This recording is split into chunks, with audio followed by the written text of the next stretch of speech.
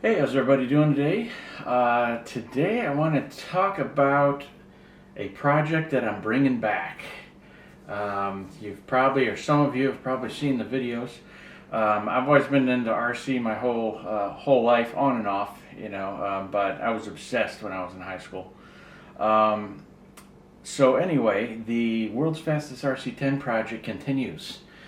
The last time I drove it, the the front weights on the bumper to hold it down, the little front wing here, wasn't enough to keep the front end down, and I got a little too fast on the throttle, pulled the front end up, thing flipped, slid across the top of the car. So it ground down the top of the shock towers, the shock caps on the back, and I thought that was about it, and the top of the wing, although the wing survived.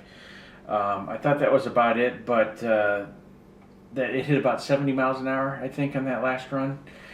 It's been a few years now, but I always wanted to do 100. I wanted to see if I could get an RC10 to do 100 miles per hour.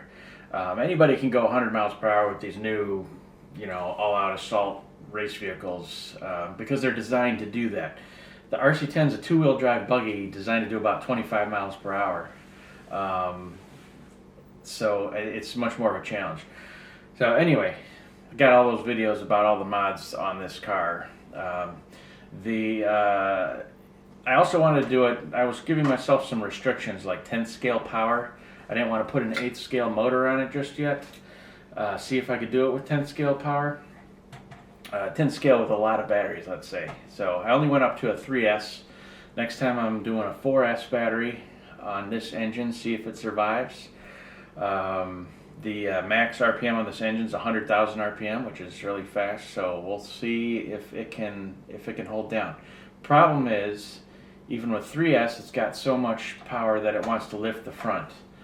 Now I haven't limited the suspension in the front. I was thinking of taking apart the front shocks and putting a little fuel tubing on the shock shafts, so that it would stay down all the time and then it wouldn't decompress and let the front spring up, because that's a way to limit the fronts. Some of the guys that use two-wheel drive buggies and do like carpet racing will do that.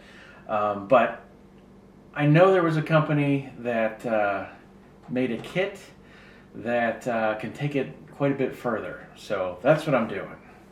So they had a couple left. This is an RC10 B4, so it's pretty dated now. Factory Works makes a kit to turn a two-wheel drive buggy basically into an oval car. So you get new carbon fiber shock towers for the front, carbon fiber shock towers for the back, and it allows you to run touring car shocks, 10th scale touring car shocks, all the way around, so your suspension travel is quite a bit less, and you get a lot flatter ride. So that'll solve this whole front end being a spring problem where it flips up and then catches air, I hope. The other issue was on the rear of the buggy, the shock tower support is like vinyl, and the wheel turnbuckle there, or tie rod, I guess, has a little ball end that goes into that. Well, when it flipped, that ball end got stripped, and it's real sloppy now. The other one's fine. This one's real sloppy, so I was like, well, I need that part. So I had it in my cart on eBay, because they're only like $6 or whatever. And I was like, I'm going to get a few of them, because if every time I crash that loosens up, it'd be a pain in the butt to take it all apart and everything. This does have the sway bars on it to keep it a little flatter in the turns. But this kit replaces that piece with an aluminum one, so that's pretty neat. Aluminum hopefully will be stronger in a crash than the plastic stripping out like that. So anyway, I'm excited to check this out. Kit's about $55. This part, and then you need to buy shocks. So I got shocks on order. I couldn't wait to make the video though, so they should be here tomorrow or the next day. I just got some, I'll show them to you in another video, but little touring car shocks. I can't find the associated touring car shocks anymore, so I got some aftermarket ones. So hopefully they'll fit. Anyway, I also got some other parts coming for it. The other issue was the car was getting the speed on the car, measuring it. So I have a radar gun, but somebody's got to stand in front of it in line and catch it at the right spot where it's at its top speed.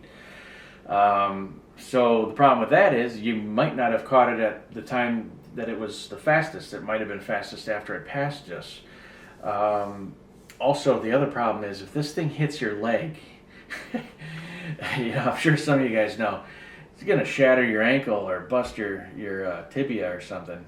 So I don't want to have anybody standing in front of it to capture it. Anyway, so I got an onboard GPS coming. It'll probably mount back here. I don't want to put too much more weight on the back, but there's not much room left underneath. It might be able to mount on the battery, on top of the battery. We'll see. I'll see how it fits in there. But once you put this on, there's really only room under the cowl, and I think a 4S battery is going to take that up. Anyway, that's how it goes. I got my radio out. As a lot of people pointed out, this is just an FM Airtronics radio. I really like the style of it when it was out. Doesn't have the longest range. It's not one of these 2.4 gigahertz or whatever they're using now, spread spectrum, whatever. So I may have to get another radio. I'm just going to use this one in the meantime and see, do one more run with it and see how it goes.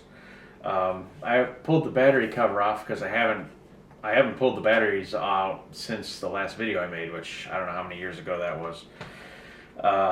And one of them exploded and was leaking battery acid. So it's not bad though. The whole tray pulls out, get some baking soda and make a little paste. And there's videos on YouTube about it, how to get battery acid off. And it'll be survived, let's say.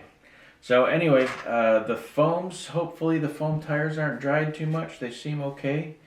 Front tires, the rubber's a little drier, but not too bad. Still got the 50-pound test line on so they don't balloon up on me. But I'm going to go over the car. It's pretty much a rebuild when you put this kit on. So, front, rear bulkheads, and everything. So I'm going to go over the whole car with a fine-tooth comb, rebuild it, new shocks and everything, get it set up, GPS, and then we're going to do another run with a bigger battery. So pretty excited about that. So thanks for watching, and we'll see you guys on the next one. Take her easy.